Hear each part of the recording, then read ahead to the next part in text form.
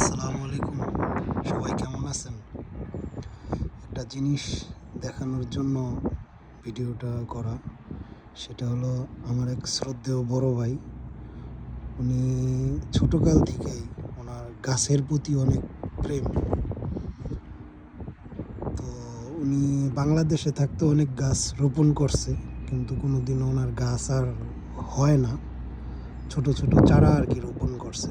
তো উনি এখন ইউরোপে আইসা চারা রোপণ করা আবার নতুন করে শুরু করছে।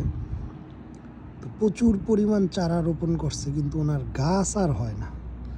আপনাদেরকে দেখাই উনি যে চারাগুলা প্রতিদিন রোপণ করে, এটা আপনাদেরকে দেখাই। এই যে দেখুন, এই যে ছোট ছোট চারাগুলা রোপণ করছে উনি, ঠিক আছে? এই জায়গায় ইউরোপের মাটি, ভাবছে যে এখানে গাছ খুব ভালো হবে, এই চারাগুলা রোপণ করছে, কিন্তু গাছ তো আর